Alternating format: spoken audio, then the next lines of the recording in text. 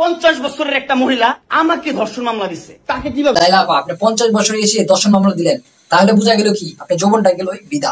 ওরে মনা যৌবনটা বিদা গেল ছায়া দেখলি না। আজকে আপনারা দেখবেন লাইলা এবং মামুনের ওপেন মারামারি যাকে বল। দুইটা ভালো পরিবারের সংসার করতে পারো।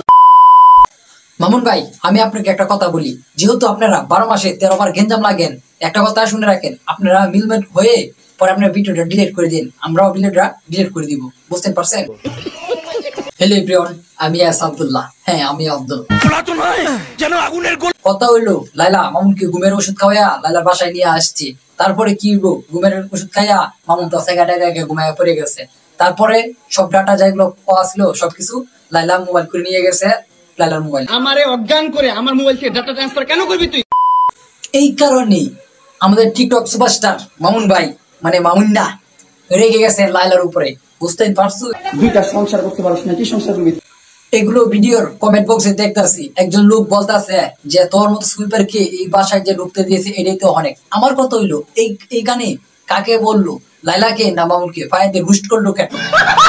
আমার কথা হইলো এই লাইলা আর মামুন নিয়া 12 মাসে 13 বার গেঞ্জাম লাগে, কিন্তু এরা বিভিন্ন গেঞ্জামের মৌসুম নিয়ে আসে। এখন ধরেন এইগুলো ভিডিও নিয়ে আসছে, এর আগের গুলো ভিডিও যে করছে এগুলো কিন্তু এইটুক ছিল না। এরা বিভিন্ন সময় বিভিন্ন টপিক নিয়ে কথা বলে, যেরকম এখন এই ভিডিও করতেছে, বিভিন্ন সময় বিভিন্ন টপিক নিয়ে আসে।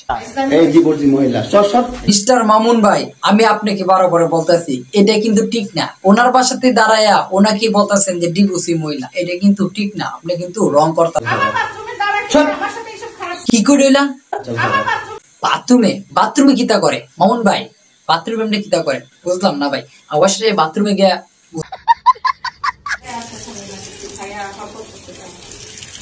হচ্ছে অবস্থা, বাসায় ডাইকাই না ডাকে মানুষ ডাকে মোবাইল থেকে ডাটা ট্রান্সফার করে।